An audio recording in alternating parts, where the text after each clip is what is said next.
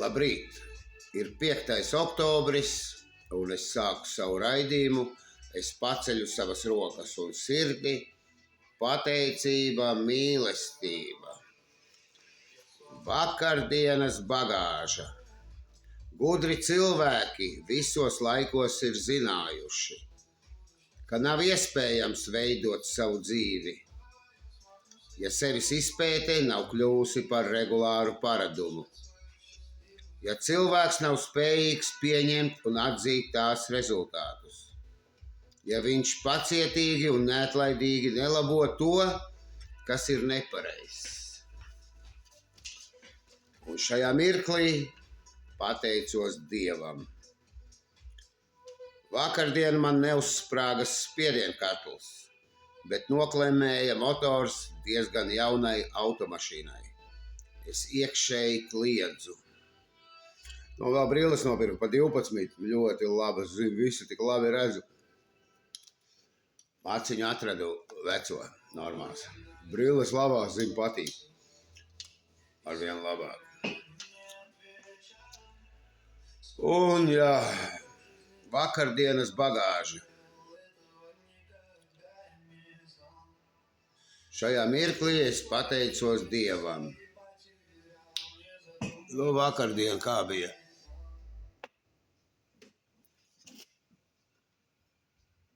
Es zinu, nopirku gaļu tirgu, domāju, lai lielāka temperatūra spiedienkatlam aptinu to drošības vārsteņu izolācijas lentu. Padomāju, viņš būs smagāks un tur būs lielāks spiediens un lielāka temperatūra līdz ar to. Doma jau tāda bija, kad vajag ieskrūvēt manometru. Bet, es arī to ūdeni diezgan daudz leju, lai man buljons vairāk būtu. Viss kaut kas man tur gadījās pārbies biju, bet izolente izkusa, protams, jo temperatūra baigā. Bet es jau mācējies jau vairāk, ne pirmo reizi ar pīpi uz jumta. Šais te uz mazāks uguntīts uzlieku, tad viņš iepriekš man tā bišķi šņāca. Bet, aizgāju gulēt, pamodos, gaļa gatava, priecīgs esmu. Protams, izolentu noņēmu nost, kāpēc man eksperimentēt, tas, kas bija rāsīmā rakstīts.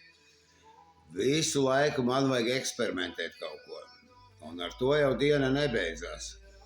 Gaļa viss kārtībā, bet izdomāju braukt uz Drēliņiem, puķiem zemi paņemt. Sarunāju visu, sarunāju zemi, un es jau esmu iepriekš stāstījis par to kvēpu filtru.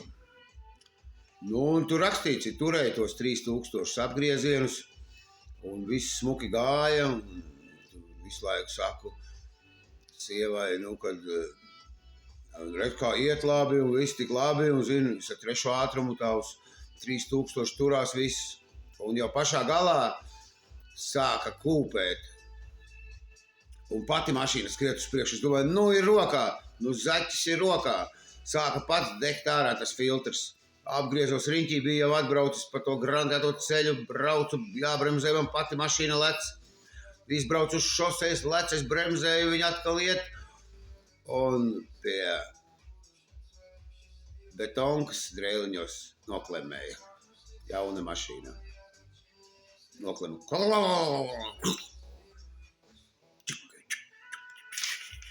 Beigts. Nervi beigti tagad ir, motors, tur taču cilindri šitā iet.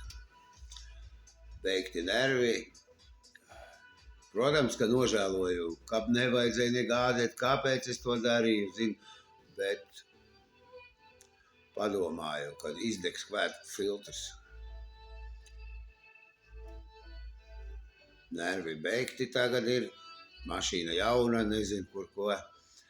Kā tur, tāpēc es šajā mirklī pateicos Dievam.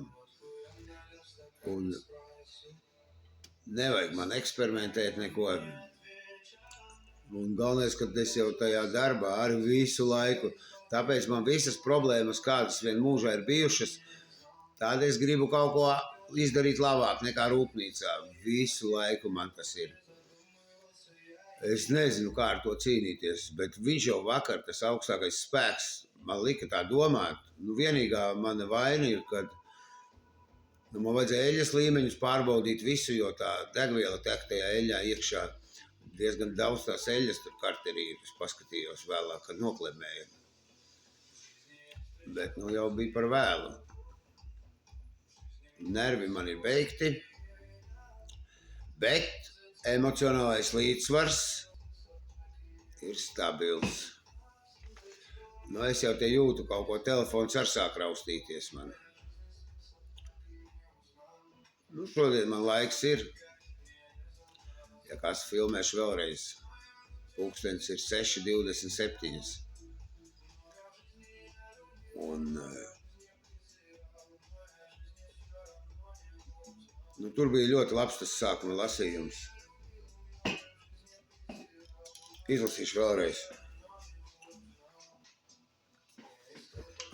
Gudri cilvēki visos laikos ir zinājuši, ka nav iespējams veidot savu dzīvi, ja sevis izpēte nav kļuvusi par regulāru paradumu.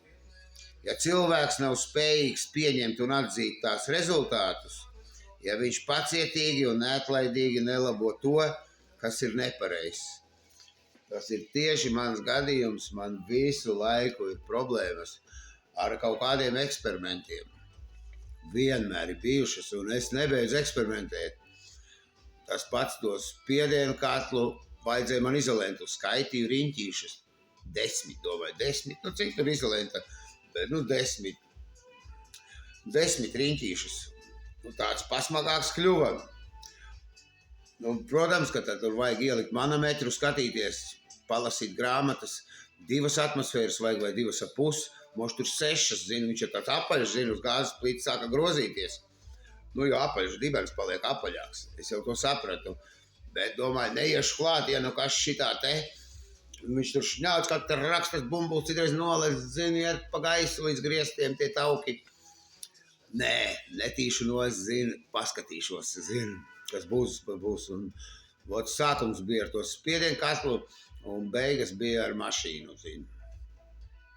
Un es jau zinu, ka tas tā ir, bet tas azarts spēl mans iekšā grib rotaļāties. Nu, bišķi parotaļājās, zinu. Nervi beigti. Nu, žēl līdzekļus.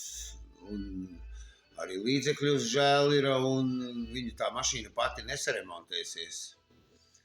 Un atkal tā lēmumi, augstākās spēks, kā viņu tur iesaistīt, varbūt pārdot citu, skatīties. Nu, viss kaut kas ir, bet skatīšos, kā augstākais spēks lems, jo Dievs es esmu tavs. Kā tur liksies, tā darīšu, pēc situācijas skatīšos. Jo tam gan es uzticos. Es situācijas māku izrullēt labi. Tam es uzticos un vienkārši, laikam, zinu, kā, nu, nedrīkst jau tā runāt, bet laikam, zinu, nav ko rullēt, viss tik viegli, zinu, kaut kas jāsabojā, zinu. Un, protams, ka nepatīk.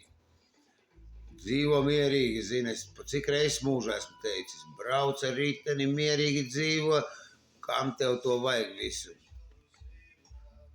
Bet, nu, kā saka, pēc kaujas ar kulakiem nevicinās vairāk, zinu. Un tad tāds koks ar 2 galiem. Varbūt augstākais spēks tā gribēja, jo man trēliņos ir mans sarkanais taurenis. Tur nav motors noklemējis. Tur ar vadiem, mazliet ar vadiem. Maklu motors, tur vadi kaut kāds stikls priekšā. Nu arī, zini, arī jau. Bet, nu, skatīsies, kā tur ir. Nu jā, kas brauks ar to? Nu, nav jau tāda bezizēja, bet tomēr ļoti liela izdevuma tie būs. Nervi beigti ir. Bet šajā mirklī es pateicos Dievam, ka spiedienkatls man neuzsprāda. Varbūt, zina, ar veselību būtu problēmas. Tātad es normāli raidījumu filmēju. Nu, tagad es bišķi uzjautinājos, jo pateicība, mīlestība, es paceļu savas rokas un sirdi, raidījums mani uzjautrina.